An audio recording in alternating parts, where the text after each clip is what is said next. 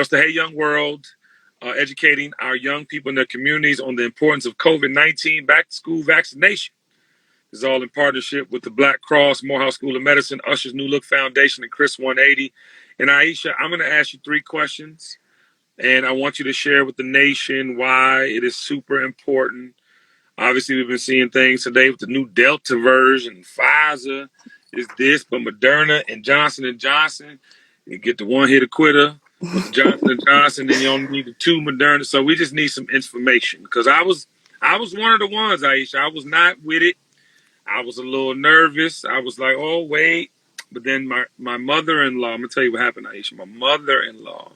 She said, "Can I don't ask you to do nothing, but here's the research. Here's the boo boo." She laid it all out for me, and I felt much better. So that leads me to my first question for you. We keep hearing that once the majority of the population vaccinated at 70%, we will reach herd immunity and be well on our way to containing the deadly spread of the coronavirus, finally getting back to all that we've missed. Why is this so important that we close the vaccination gap and reach herd immunity?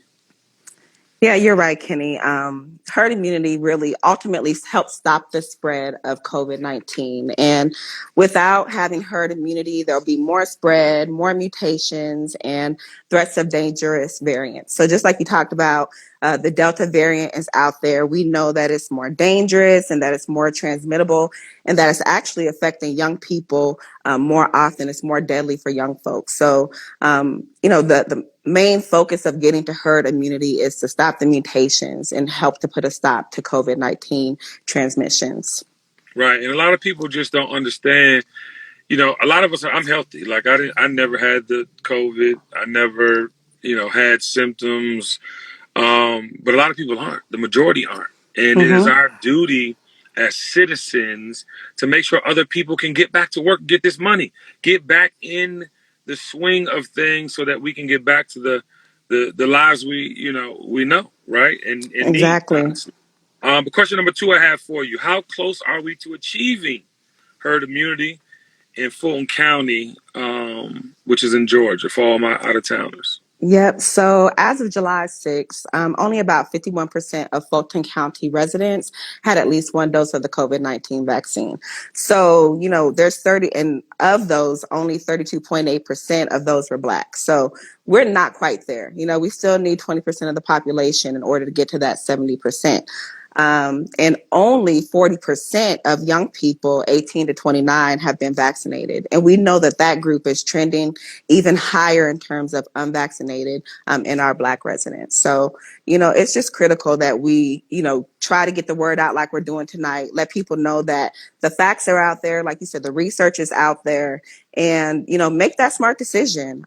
Be informed, not using, social media and getting misinformation, but get the facts, do your research, do your own research, and make an informed decision about getting the vaccination.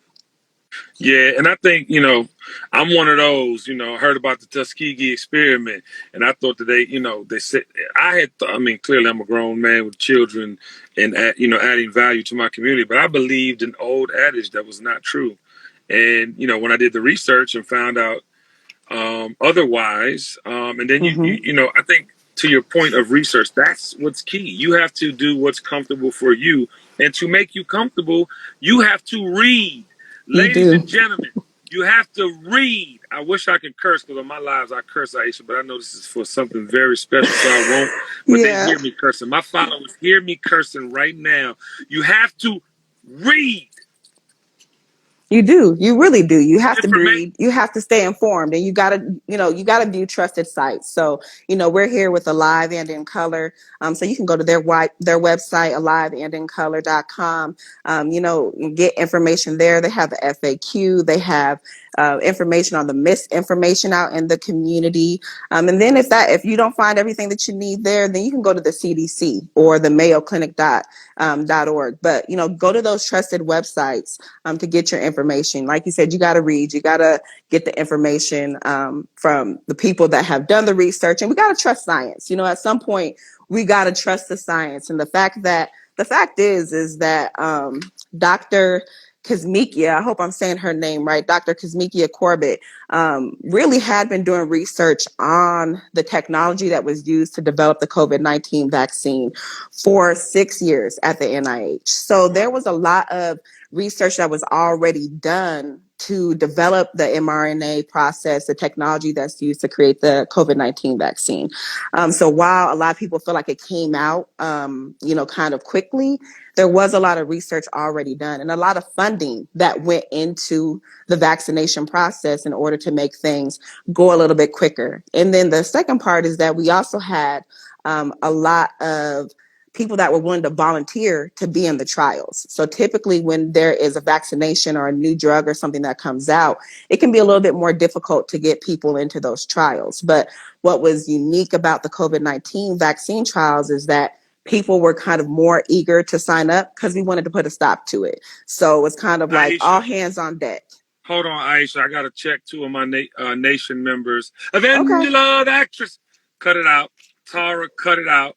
At the end of the day, I need y'all to go read the research, because the thing about science versus racist, white supremacists is that science doesn't deal in that space. Science deals, and you know I go on everybody, Aisha. I hope that didn't take you too left, but No, I, you I good. I frame culture for my following, and I think sometimes again we hear, and they know me, and I was on this, I was like this with the eye emojis, like, but the bottom line is I did the research, and the one thing I want to tell the nation is, and that's what I call my following, at the end of the day, you have to work on your body's immune system once you get past this vaccine. Mm-hmm. We have Our bodies are the probably the most adaptable weapon on the planet. Like our bodies, I mean, you cut your hand, you see your skin heal, right? Like Yep. your body has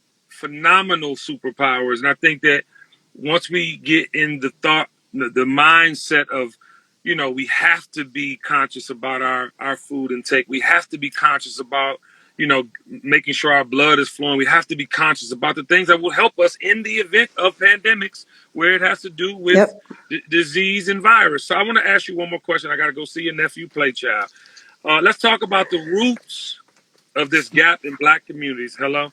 Why do you think we are seeing the gap, particularly among young people? Because I know this particular conversation is dedicated towards young people as we get back into the school year. Yeah, so I think that there's a lot of young people, particularly with the work that we do at Chris 180. We deal with people that are homeless, that are dealing with a bunch of different challenges and trauma, and so sometimes they just have other priorities, and that's just the fact. And so it can be difficult to make getting a vaccination a priority. And so just knowing that homelessness and sometimes even social media, like we're out here giving good facts out tonight, but sometimes there's a lot of misinformation out there, and we got to gear them towards that research like you were talking about. And like you said, there are trust issues and those are warranted, but it's still And important valid. to, And valid. and they're Yeah. valid. But it's still important to get the facts. And the work that we do here at the Westside Empowerment Center, I always tell our clients that you can trust science, you can have faith, and you can trust the science. They can coexist together. They don't exist in isolation. So we can have, we can trust the science. We can still have our faith, and we can just make that decision, the best decision for you and your family. And school is getting ready to get started back up, like you said. The kids are going to be out there playing football, basketball. They're going to be out in sports, and so really, getting vaccinated is helping them take that step to protect not only themselves, but to protect their family, to protect grandma. The last thing that anyone wants to do is bring home COVID-19 to their grandmother or to their grandfather or to a family member that's more vulnerable. So, Facts. I always say if you don't want to do it for yourself, do it for your loved one so that they can make sure that they live out, the rest of their lives, the best life. Yeah, and again, TKBS Nation, at the end of the day, you have to do your own research. You have to make up your own mind. All this passing of the information through social media and the memes and all the BS. I want to curse again, Aisha. But we can't listen to that. We have to listen to the facts. So I want to shout you out, everybody involved, Morehouse School of Medicine, you know, all of the dream team. I mean, this is a big thing, and I'm here to keep making it happen with you, you know? Yeah, we appreciate you having us on today. And, you know, we just, like you said, just want people to continue to get out there, get the research, visit aliveandincolor.com, get more information, get the facts.